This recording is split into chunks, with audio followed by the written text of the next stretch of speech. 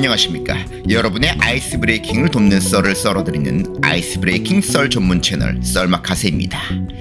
최근 대한민국을 들어떠났다 했던 세계 잼버리 스카우트 소년소녀들. 그런데 잼버리들에 관한 아주 쇼킹한 소식이 전해졌습니다. 바로 잼버리들이 출가 선언을 하고 삭발했다는 소식이었습니다. 바로 잼버리 대회가 끝나고 우리나라에 남아 투어를 계속하던 독일 잼버리단이 템플스테이를 한 후 전격 출가 선언을 해버린 것입니다. 스님들은 오히려 당황해하며 집에 가서 허락받고 오라고 하고 넘겼다고 하는데요. 속세에 미련과 집착을 떨쳐버리기 위해 삭발을 한다는 얘기를 듣고 급기야 삭발을 감행하는 잼버리들이 있었습니다. 너무 놀랍지 않나요? 과연 이 파란 눈의 잼버리 스카우터들의 마음을 뒤흔든 절과 스님의 매력은 무엇이었을까요?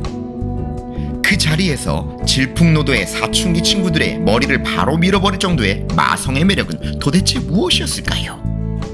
이와 비슷한 사례를 16년 동안 스크랩한 신문을 뒤져 찾아보았습니다. 그런데 놀랍게도 이와 아주 비슷한 사례를 찾을 수 있었습니다. 이번엔 세계 최고 수준의 옥스포드 대학 출신의 천재 석학이었습니다. 데니스 노블. 영국 왕실 훈장까지 받은 세계적인 생물학 분야 석학입니다. 이기적 유전자를 쓴 리처드 도킨슨의 정면 반박해서 세계적인 화제가 되기도 한 석학 중의 석학이지요. 그런 그가 무려 85이 되어 불교와 사랑에 빠져버린 것입니다. 그는 우리나라 사찰들을 돌며 순례를 하기도 했는데요. 그 과정이 책과 다큐멘터리로 제작되기도 했습니다.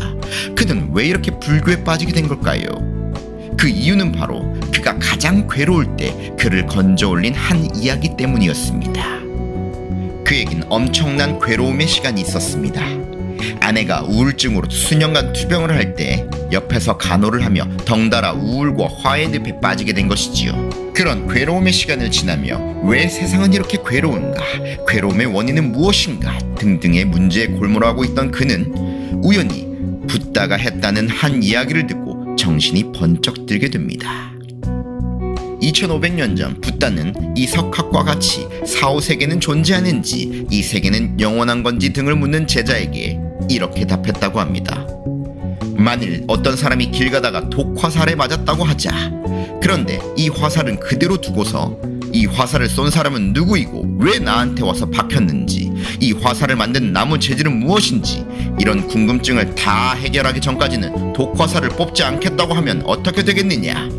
독이 온몸에 퍼져 죽지 않겠느냐? 우린 이미 독화살을 맞은 것과 같다. 먼저 화살을 뽑겠는가? 아니면 화살을 누가 쐈는지부터 궁리하겠느냐?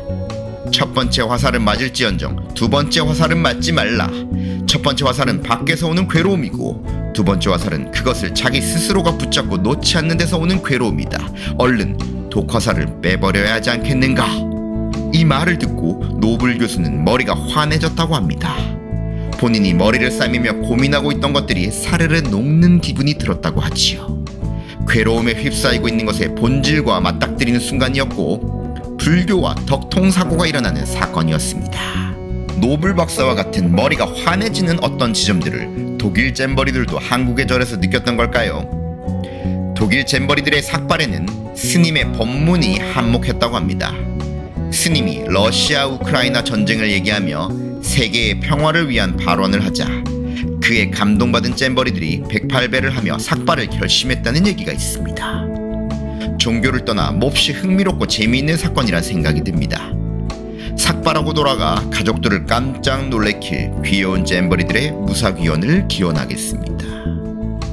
앞으로도 어색한 시간, 어색한 상황, 꽉 막힌 머리 등을 뚫어줄 아이스 브레이킹이 필요할 때 여러분에게 도움이 될 수 있는 썰들을 썰어드릴 수 있도록 노력하겠습니다. 오늘의 썰마카세 여기까지입니다. 구독과 좋아요 주시면 큰 힘이 됩니다. 다음 시간에 뵙겠습니다. Coming soon.